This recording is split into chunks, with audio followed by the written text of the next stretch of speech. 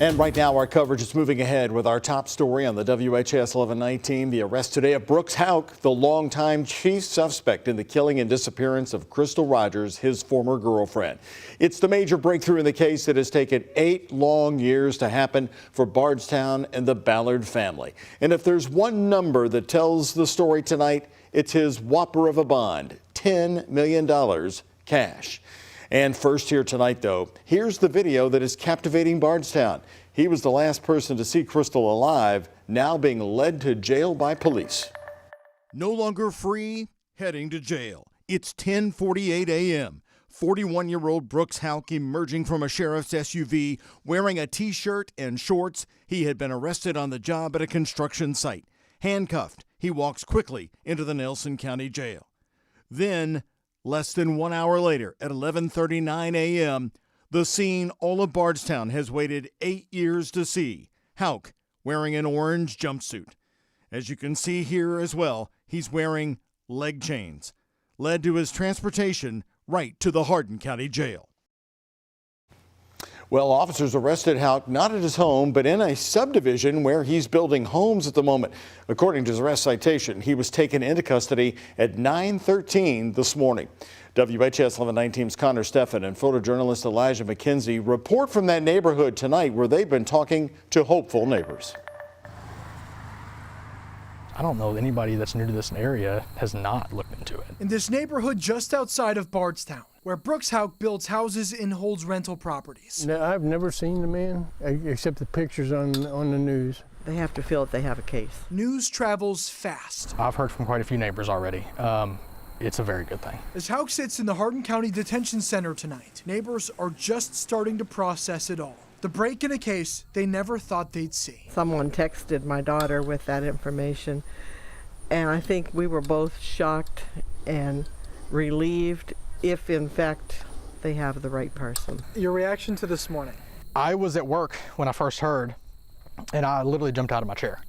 And you know, a lot of expletives, it's unreal, it's surreal. The moments law enforcement apprehended and arrested Houck Wednesday morning, captured here in this photo in this neighborhood. And I saw the videos, and you know, of course they were aiming the cameras and everything. I was like, oh my gosh, that's my neighborhood. Several neighbors we spoke with said it happened on Hawthorne's Way this morning.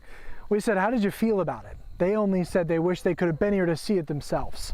Were you mad that you missed it this morning? I was a little upset. Actually, we were vested in it. Because we're part of the community now, we felt a connection.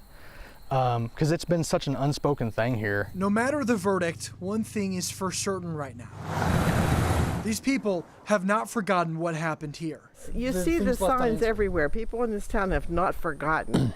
And you see the prayers for Crystal signs everywhere. For some, today their prayers were potentially answered. If you don't give up and you keep putting pressure on the right folks, you'll get some answers in time. In a case coming with very little answers for years until now. In Bardstown, Kentucky, Connor Steffen, the WHAS11 night team, on your side.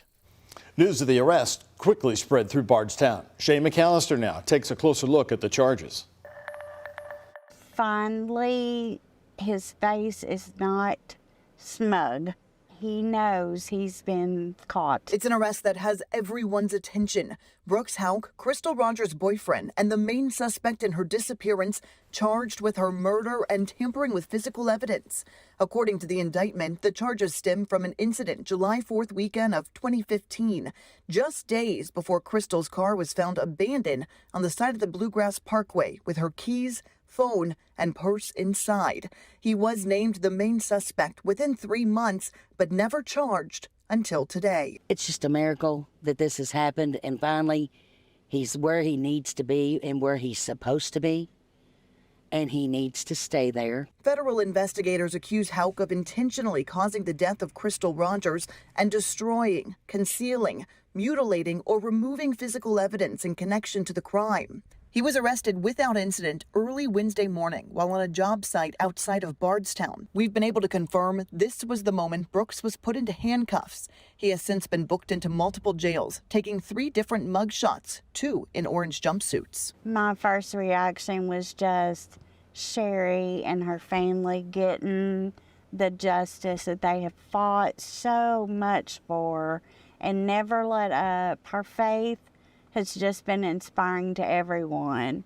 And to get those answers, it gave me chills, for her. While news of the arrest spread fast, Sherry Ballard, Crystal's mom, has been focused on something else, something she's been fighting for since the day her daughter disappeared. She wants custody of Eli, Crystal's son with Brooks. He was just a toddler when his mom went missing. We talked to Sherry about the custody battle 2 years ago, after Sherry lost all visitation rights and had no communication with the little boy. One day, that baby is going to be old enough to come and see me, and he's going to know everything I have done to fight for him. Today, that fight continued with a petition for emergency custody, according to someone close to the case. We're told it was denied for now, but a hearing later this week could change that. As for Eli's dad, he is currently in the Hardin County Detention Center on a $10 million bond. Houck's arraignment is coming up fast. It's going to be held at 1 p.m. next Thursday. And today on WHAS 11 News at 5 o'clock, I interviewed former Jefferson County Assistant Commonwealth's Attorney Nick Mudd about the charges Houck is facing. The Louisville defense attorney has been following the case closely and pointed out one charge specifically. The weird thing I see with the charges now is Mr. Houck is indicted not just with murder, but with complicity to commit murder. There might be somebody else involved. There could be more charges against someone else.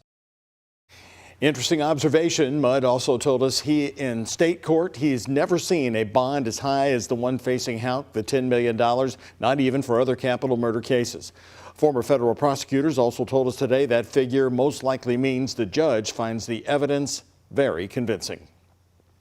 Police are still investigating 3 other cases in Nelson County, including the murders of Kathy and Samantha Netherland. The mother and daughter were found bound and killed in their home in 2014. Then there's the case of Tommy Ballard, Crystal's father, who was killed in 2016, shot while on a hunting trip. Plus the ambush and murder of Bardstown police officer Jason Ellis that happened in 2013, still unsolved.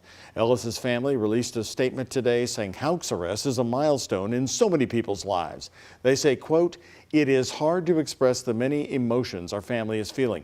We have prayed fervently for 8 years that this day would come for Sherry Ballard. The strength, bravery, and fidelity Sherry has exhibited these past 8 years has continually renewed our family's resolve," end quote. For more information about these cases and how you can share tips with investigators, head to our website at WHAS11.com.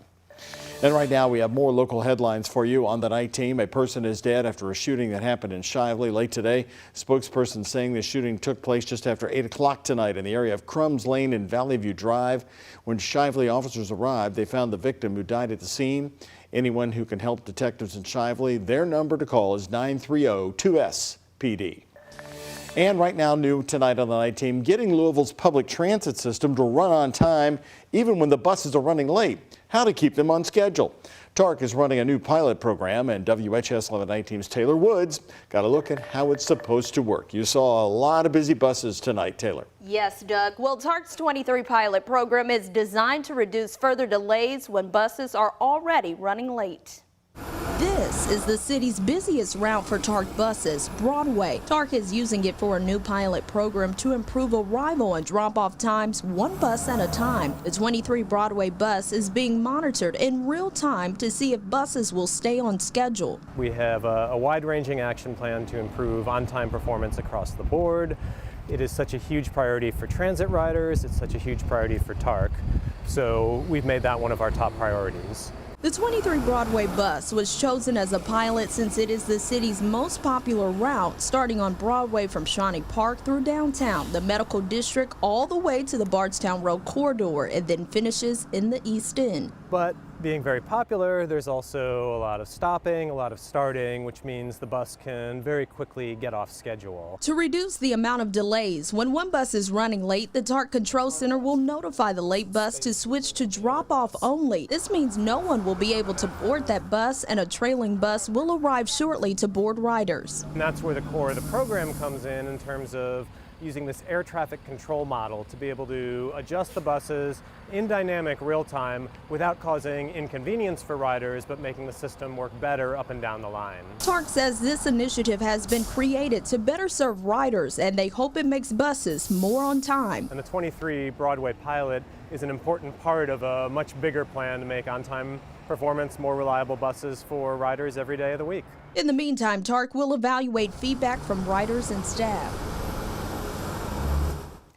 And this 23 pilot program will run now until October 31. TARC will take the feedback from this initiative and identify additional improvement areas to apply to other bus routes. Taylor Woods, WHAS 1119 on your side.